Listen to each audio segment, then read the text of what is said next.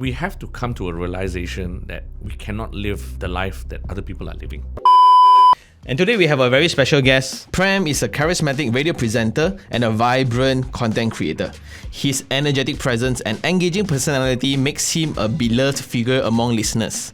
Well, he is also a passionate biker, embracing the thrill and freedom of the open road.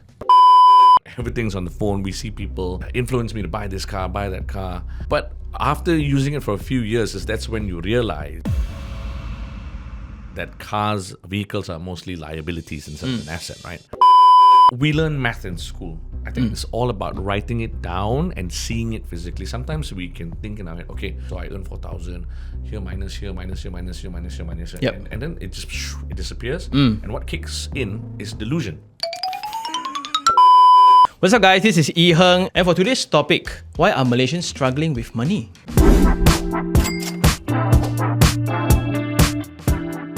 What would you do with an extra 2,000 ringgit? Children would definitely give it to your parents. Probably can look into a fixed deposit account and save it for the future, definitely. I think I will save it lah. Just probably invest the fund on our stock or forex. Use it to travel. We are surviving. It's a bit hard to save certain commitments yang we spend lah.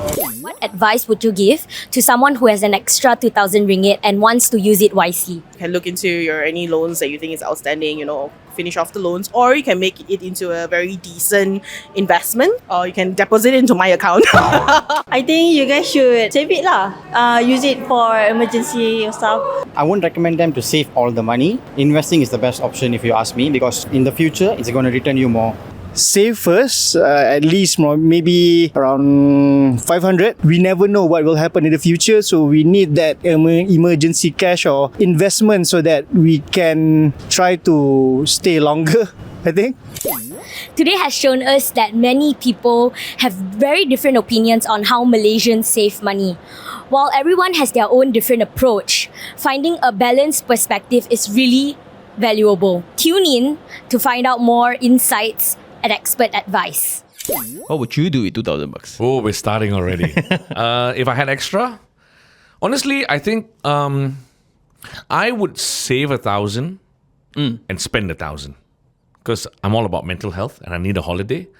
So I'd go on a holiday. For real. Yeah. But I heard a lot of them saying invest. But I think in the current times that we live in, the uncertainty, I would maybe invest half and keep half for a rainy day, like proper liquid cash. We need like 500. Maybe 500, maybe 1,000. It depends on how you spend or what's needed. Because you see, yes, it's a great idea to invest, but what if your car breaks down? What if your bike breaks down? What if your child suddenly comes to you and says, Mama, my school needs 1,000 ringgit because we're going to Disneyland or whatever, right? So I think what I would do, honestly, is I would, yes, invest 1,000 and keep 1,000 for a rainy day. Because you'll never know when it rains, right? Yeah. I think I would advise people to clear off their credit card debts first. Yeah, if they had debts. I didn't think of that. That's good advice, yes. I think we will need to clear debts first. A lot of people don't think about that. You clear off all your loans first before start thinking about... Yeah, true. That's actually one thing we never think of, do we? Because I think it's just at the back of our head, like, let it be debts, and then it accumulates. And I still got 15 days before I need to clear. Yeah. Or that, some people also take it for granted, and then when the bigger bill comes from the bank, the interest rates or whatever, and then you realize, oh my God, I'm in trouble. Yeah. True. So what do you think about Malaysians' financial literacy level? Not good. I think financial education should start from a way younger age. I wish I was educated younger. Either by my parents or even in school's syllabus, right? I mean, let's talk about finance in a whole big, the 9 yards, because it just doesn't involve spending money or buying things. There's also things like investment. There's also things like paying your taxes. Yep. Many Malaysians, even recently, I had a colleague come up to me and say, I just started working. I don't know how to do my taxes. Right? Or some don't even know they need to do their taxes. And then when the tax men come knocking, then you're in trouble, right? So I think that kind of education and urgency needs to be put either in the syllabus or maybe I guess these days parents are more knowledgeable because knowledge is literally in our hands these days, right? So education should start at an early age. When did you really click? Like, oh, money is important. For me, it started at a very early age. My dad gave me the best life lesson, and I say this all the time, this best story. Right after school, I obviously wanted to go to college. So I went to college. I went to where all my friends went. Obviously, I didn't do well because I'm very playful. I'm still very playful. I'm mischievous. I did not study well. I spent half the time in class. The other time, I was playing foosball, and I did not get a foosball degree. So I think about 2 semesters or 3 semesters later, I wasn't doing well. I would say it as it is. I was failing. And I think my dad obviously got very annoyed with me and then told me, look, you know what? I'm done. I'm done paying for you. You need to learn the value of money. You need to go and work. And being the egoistic person that I am, I'm not very egoistic, just a little bit. Okay. I took it as a challenge, like, okay, yeah, old man, I'll take you, I see you. And I went to work. And that's when I learned the value of money. Because, I think as a child, we all had this, right? We believed that our parents had just massive amounts of income. Like I thought the credit card was a magic card. And I remember going to the stores and I would cry and say, why can't you use that card? Just, those days was, so I used to tell my dad, like, yeah, use that machine, buy me a bicycle, whatever. And I didn't understand it. But yes, that life lesson was amazing. So I started working at the age of 19. And that is where I learned the real hardship, the value of money, how to maintain finances. I got to pay this, pay that. My dad also, as soon as I started working, made sure that I learned how to, what's the word I could use here? Manage my finances. So my dad is a very nice man, but he loves giving me lessons. So he did this, He bought me a car. But he paid the down payment. And it was a surprise. I came home one day, I'm like, wow, there's a car, thank you. Crying to my dad, thank you, oh, best dad in the world. Then he says, no, this is just me doing the down payment. The rest is on you. Oh, how many years loan? I think he took a 9-year loan. So then is when I learned how, okay, so example, if I earn 1,500, I was earning small money then because I was doing a part-time job. I think I was just earning between 1,500 to 1,800 and my loan repayment was between 600 to 700 ringgit. So fortunately, I was still staying at home. So I now 800 ringgit to fuel my car. I was staying in Klang and I used to work here in Bukit Jalil. So imagine the toll and then petrol and then the wear and tear of the tires. So all this was taught to me. And I'm like, oh, so driving a car is just not starting the engine and going, lor. Yeah, so yes, I think that was the beginning of my life lesson in finances. I think I can resonate a lot with the value of money because I started working way younger. It's not a competition. Oh, it is? How old? I was like 12, 11. Oh, that's child labor, bro. Yeah, but my father's company, so too bad. Your father one, ah? Okay. So I'm going to angkat guni sack, go and do. Okay. So it was a tire dust business. I must ask you a question. At any one time, did any of your friends go like, hey, this one your father's company, that's why you boss lah? No lah. Okay, you're very fortunate. I'm like coolie at that.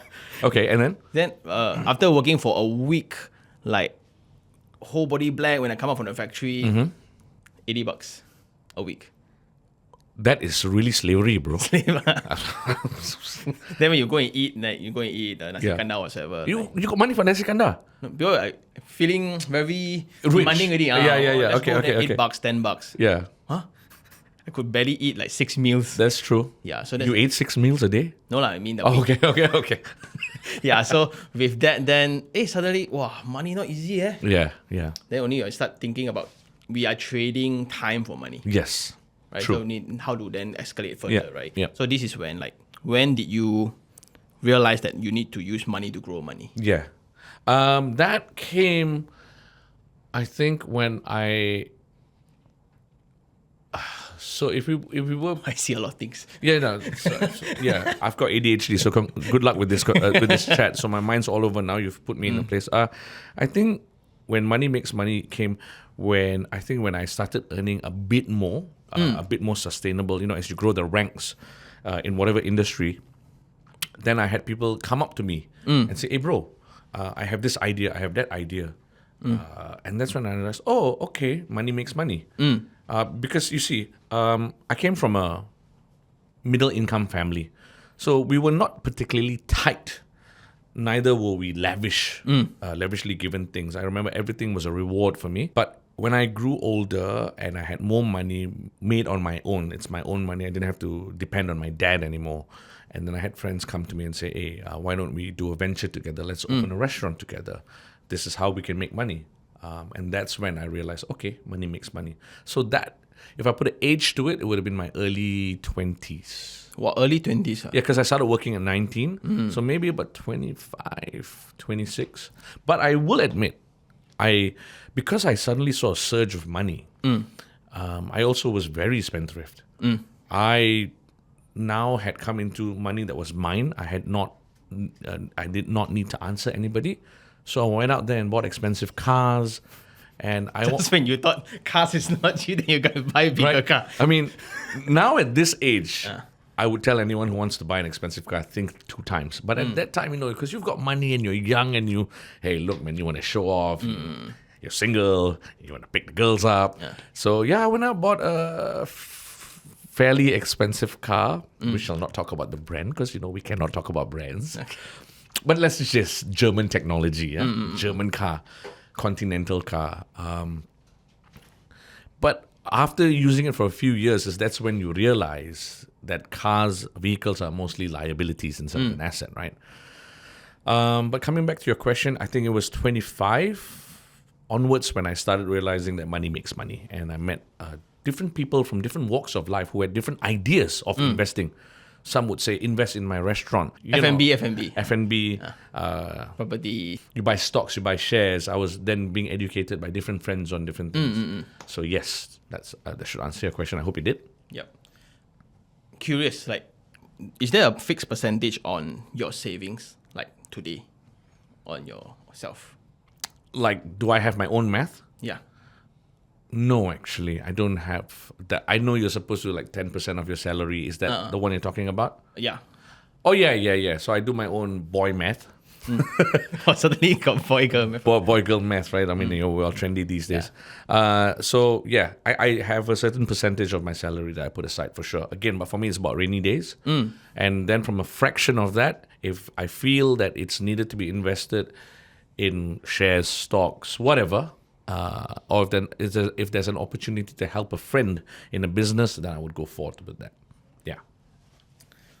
So obviously when you say just now, your parents didn't really instill a lot, but just showing you, now you pay your own money. Yeah. You learn the value of money. I did, yes. Then when does the investment knowledge or money knowledge come from after that? Because I see a lot of people who step into the working industry right now. Yeah. Hey, I like buta suddenly people want to buy what, I buy what, just follow through, right? Yeah. Is there a way that you encourage people to learn about financial literacy? These days, there is no excuse. Again, we've got this platform right here. You and I talking as a platform. So, I mean, these days it's all about watching things, learning things. You just have to Google keywords, financial literacy, and you get multiple scholars talking about it. So my advice is just read, learn, and if you cannot understand, because yes, when you read, it's someone else typing words out to you. I think go talk to a financial consultant. So many guys out there, got people like yourself. Sometimes even your friends are knowledgeable, right? Yeah. So I think the easiest way for me to understand things is when I talk to people face to face, and in a very layman point of view. Brother, you put X, you get X. This is the math. And that's how it would work for me. And if it works for me, I think it may work for someone out there. Yeah. Yeah, because we come from very different... Everyone has different walks of life and yeah. understanding processes differently, right? Yeah. I still couldn't get over your German technology European. I still have it if you want to sit in it. But I think that is the main reason where I got laughed at a lot. Because until today, there's some story. I drive a Korean version hybrid car. Okay. And whenever we go to talks or some seminars or huge functions, the jockey don't want to entertain me. I don't know if that's racism or carism. Wealthyism. Yeah, because a lot of people... Are you serious? Yeah, all the time. You're kidding. So the first 2 cars in front of me will be a European or a German or whatever. A German or whatever, right? Yeah. When I see my car, boss mau apa, I'm out parking. Or sini untuk VIP punya. They're like, dude, speaker, bro. I feel sad for you. Yeah. Wow, I didn't know this happens. So until today, a lot of people still don't believe. But it can be a difference in pricing where the Korean can worth more than the... Absolutely. It's an old car. Absolutely. Yeah, for sure. Yeah. So sometimes when people say like car may not be an investment, But it's perception. yes. But this was told to me as well many years ago when I got into this industry. A senior announcer said that when you grow to a certain rank, Yep. when you go for events, because we do a lot of events, he said it's nice when someone sees you roll up in a German car or versus I don't know, whatever car, right? And I didn't think much of it then, but what you're saying now actually just paint a sad picture. No, but I'm just want to deliver the point where investment may not only be monetary. Yeah. It can always be like in terms of knowledge, Yeah. fitness, like you Yes. say, wellness just Yeah, now. yeah. Like that book will be the best investment Yep. ever compared to 3% or 5% or 7% a month. Yeah. Things like that. Yeah. So it may not necessarily only be money for money. Yeah. But it can money for experience, money for health. Yep. And I learned this from Australians actually. Why are they so obsessed with health? Because their medical bills is no joke. Yeah. But for Malaysians, it's the other way. I mean, we are blessed with one of the best medical, what's the word? Infrastructure. In the world, right? And we pay so little if you go to a government hospital. So yes, I think we also take that for granted. Yep. Yeah. Cool. So if you were to speak to a 25-year-old today, boys like us, Okay. any advice to better manage your money? I would say invest your money in multiple baskets, right? So we're talking about if you are thinking of the future, if you've got future planning like family planning, make sure you've got enough money if you want to welcome a kid or even for your wedding. And then also focus on your health, because there's no point having big bucks in the bank and then you drop dead the very next day. Yep. Right? So invest in health, invest in the future. And when I mean the future, if you, again, come back to family planning. But you see, there's also yourself that you have to invest in, right? I have chosen not to have children. Therefore, the money that I make is for me and my wife. And I think of myself as a big child. So happiness matters to me. And you know how I always fight this narrative, like people say money cannot buy happiness. How I reward myself is by buying my big boys' toys, right? So I ride a motorcycle. That's my happiness. It gives me my what I call a throttle therapy. I get on my bike, I ride, I feel free. When my wife gets on the bike with me, it's double the happiness. We go on trips. So yes, it may seem like a liability that you have to pay for the tire, the fuel, the maintenance of the bike, whatever. But there's also the happiness factor to it that hey, we're going somewhere, and we're also helping drive the economy. And, no, think about it, right? You're driving your local economy, right? If I were to go to Penang and eat at 10 different restaurants, I'm helping 10 different restaurants and helping the economy of Penang, which will then help the economy of the country. Yep. So I think it's a good cycle. Just curious, right? Yeah. Is there a limit to that? To what?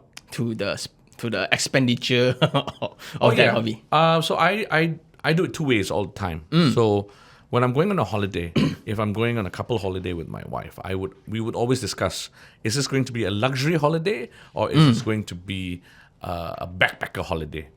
So when we get on the bike and we're going to go and decide to say, again, I use Penang as an example. I love the island. So we would decide, okay, so this one, we're just going to go park the bike and we're going to sit our behinds in the hotel and not move. So then we would pick a luxury hotel because, we're going to enjoy the bed, the bath, the pool or whatever. But if we decide that we're going to go explore and spend very little time in the room, then we would pick a really cheap hotel. I mean, cheap as in can sleep no cockroach all. So yeah, that's how I do my math and that's how I would cap my limit. But when it comes to a limit, yes, I will not splurge like in the superstar hotels. No, I think. What is very interesting though. Yeah. A lot of people would, like conventionally, like for me, we just shared just now, if I've got 1,000 today, I will invest 980 of it and I'll figure out how to feed myself later. Okay. I'm in that extreme. Right. So I'm not living in that sense, Yeah. but investment is my living. Yeah, Like when I yeah. got nothing to do, I'm in my hobby. Yeah. I go see show units. Yeah, yeah. Figure out calculators. Yeah, that's my Man. hobby. Okay.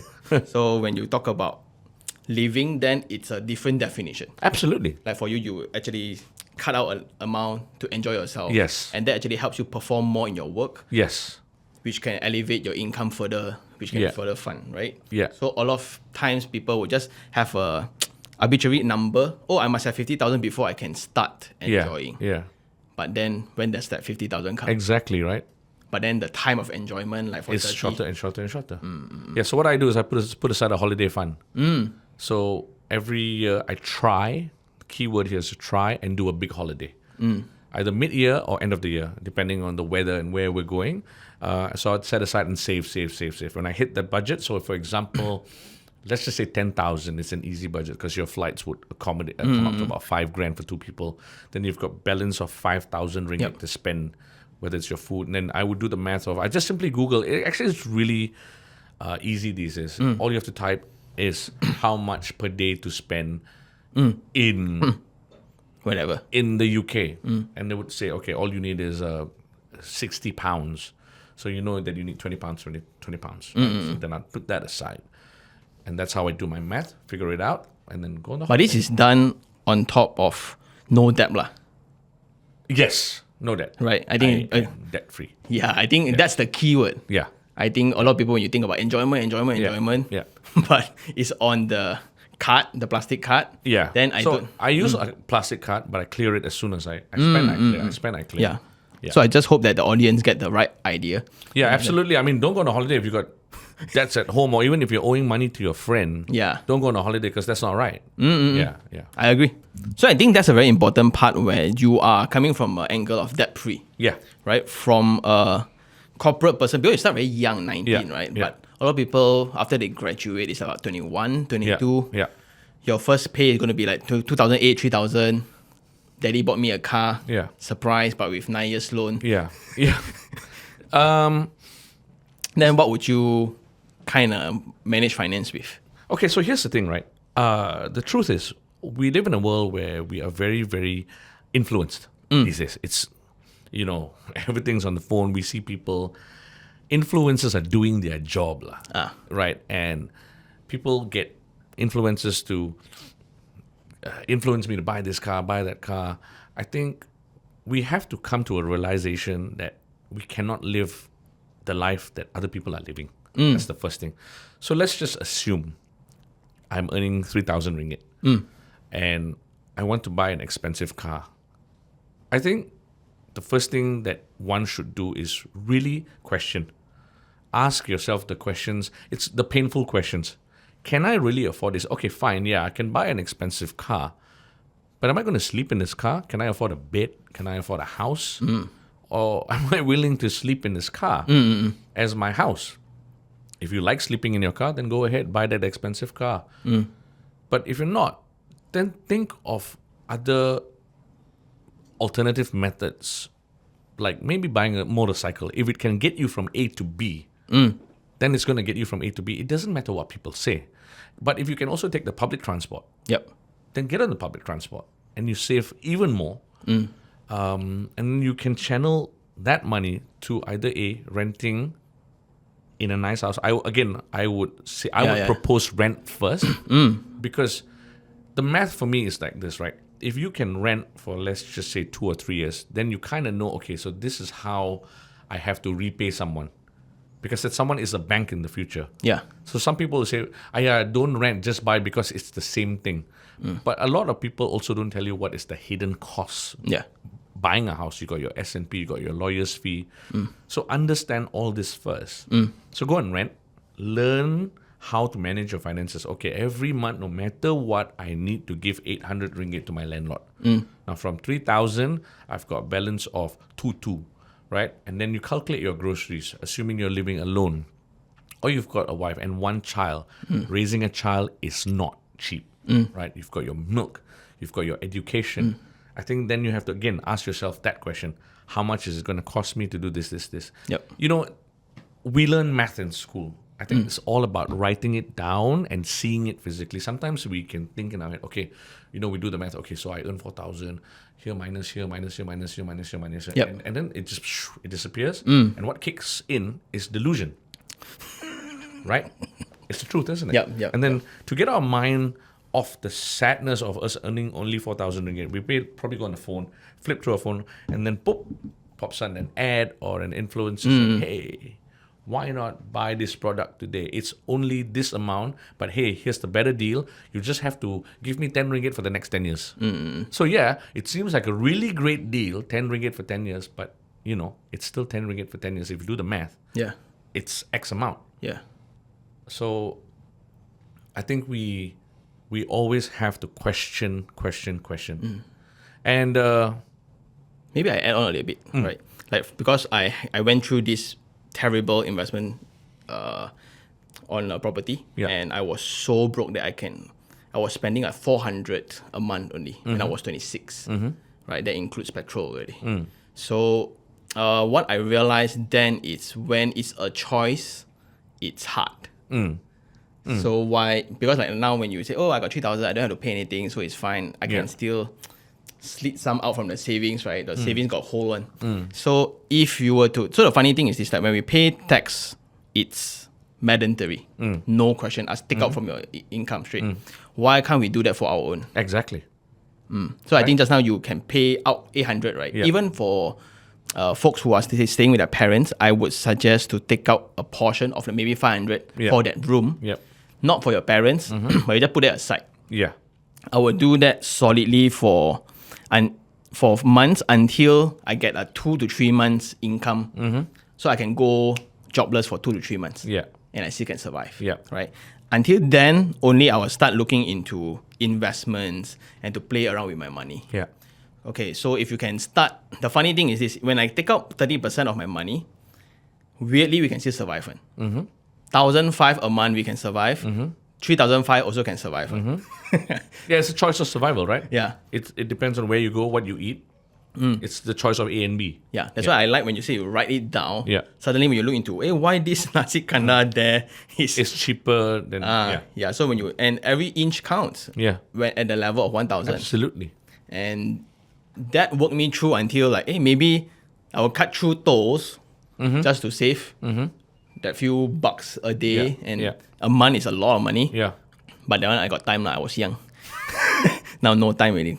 Yeah. So I think that is very important when I want to start up the first fund, because the initial fund is the hardest. Yeah. Until you have like 3 months, then after that I would suggest to get ourselves protected. First, don't be a liability. Get yourself insured. If you go like, if not, right, the 3 months, 4 months saving, one illness in a hospital, wipe out. Yeah.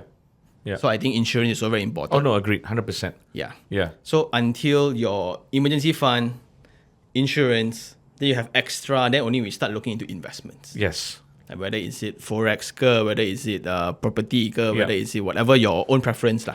Right? I don't judge. Then only I would suggest to go into education. Like sometimes although a lot of education is free, but free stuff always got agenda. Yes, absolutely.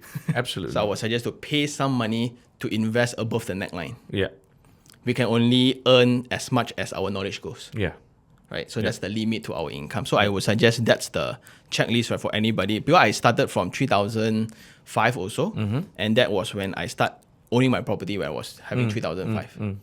So, but now when I have audiences asking me like 8,000, they still cannot afford. 12,000 still cannot afford. But then again, if you're looking at when you did this, it was so many years ago. Without the influence, for sure. But not only that, I mean, lifestyle in Malaysia was so much lesser then. If you're comparing a packet of nasi lemak, just 5 years ago would have just cost you maybe what? Correct. Let's just assume 1 ringgit. Now it's inflated to what?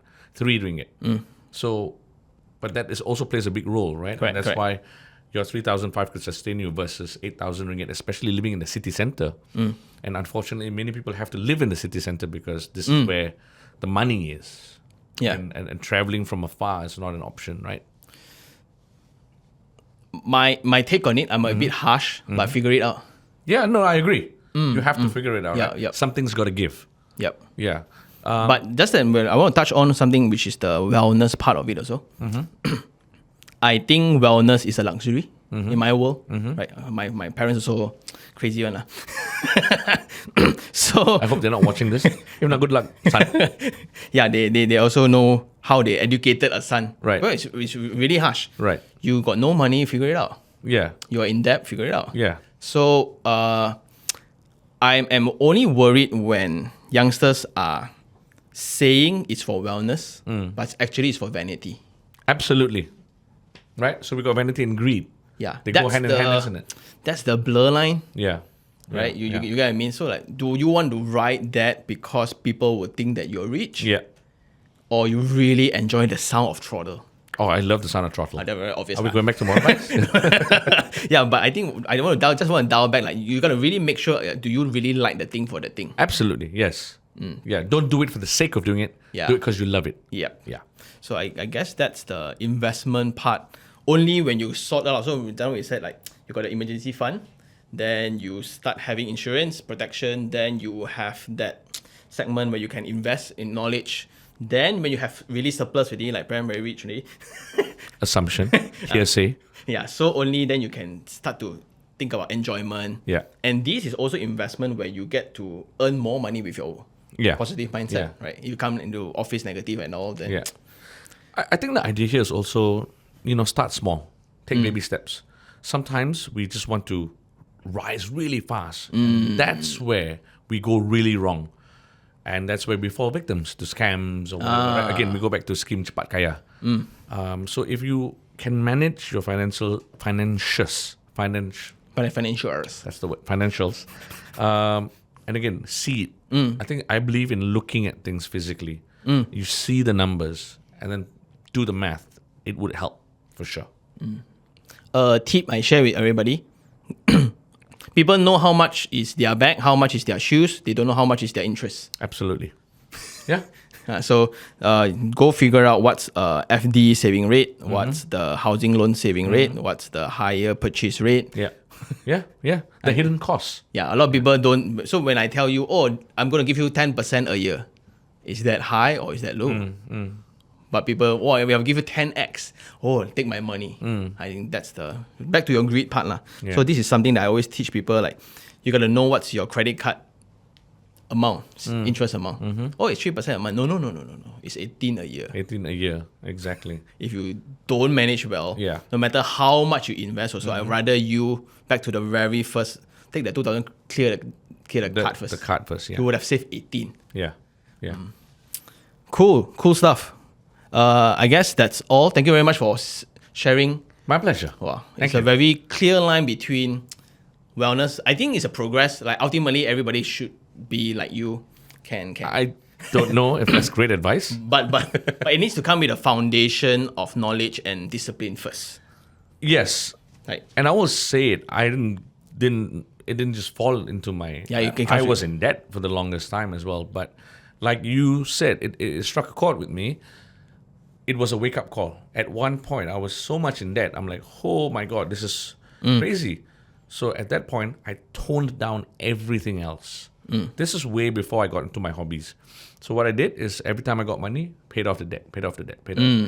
And then when I finally was stable and was a bit more financially sound, I said, okay, now I can, like what you said, put money elsewhere, whether it's to my own mental health, my physical health, or Just different investments. buckets. Yeah, different buckets. And also, again, happiness bucket. What makes you happy? What makes you happy? Whether it's going out a month once to eat something really luxurious. In your eyes, luxury is varies, yeah? So, as long as you know that you have savings, security, I think you're good. So just now when you mentioned you really got to cut down, right? Yeah.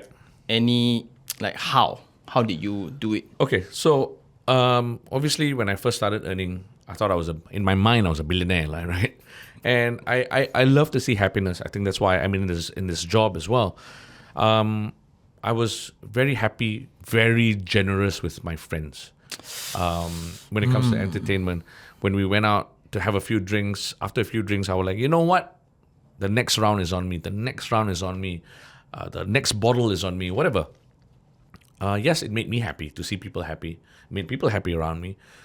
But then, again, because it was a plastic card, and then it was the back of my head like, yeah, don't worry, I'll put my card down, bro. I put my card first. And then it just boom, boom, boom, boom. And then it hit the limit. And the wake-up call was one day when I was out, and I was like, oh yeah, I got this one, bro. I put it down, boom, card decline. And then I'm like, card decline cannot be. Card decline. So I rang the bank confidently, thinking I was a superstar. The bank was like, yes, sir, your card is declined because you owe us a lot of money. And that's when it really hit me. And then I looked at my savings. Obviously, I was not earning much then. It was not at all close to That the amount that I owed the bank because of the credit card debts. And then, the banks, they start ringing. They start ringing you to remind you, hello, Mr. Prem. When you think the world does not care about you, we care. Where's our money? There's someone that's going to look for you. That was a very rude awakening. And I had to make the conscious effort of switching my lifestyle just like that. And truth be told, in the reality of life, you will see then who are your real friends. Right? You know how they say sometimes money buys friends? I never saw it because I believed in, I was pure. Young and dumb, right? Everybody is out to love you, but no, it's not the fact. Everyone's out there because you have the money. So when I cut back, and the very next time I went out and said, I can't get it this time, slowly, people start calling you. And I'm like, okay, cool. This is good for me because people stop calling me. I don't want to go out. But I consciously told myself, you're not going out for the next month. You're not going out for the next 2 months because that money is going to be channeled. So what I did, as soon as I got my salary, I took a huge chunk. And at that point, I didn't even care whether I had to eat or not. I just paid off the credit card, like paid, and toned down on the going out. And then the real friends said like, okay, just come out. I'm like, and I think this is where you have to have that honest communication with yourself and with your friends and be honest and say, bro, you know what? I really don't have the capacity to spend. So now there's two options. One is you say, thank you very much, bro, I'm going to stay in because I've got no money. Or your friend maybe is kind enough to say, don't worry, I got you on this time. But make it clear that the fellow is belanjaing you lah. It's not I owe you. So if you say to me, bro, it's on me, come out, I got this round. Okay, I'll go out with you. Again, humans, we communicate. And if you don't communicate, and if you, again, want to just tipu and show that friend that I still got it, and then at the back you're suffering, at the end of the day, you are the one that's going to suffer and not your friend.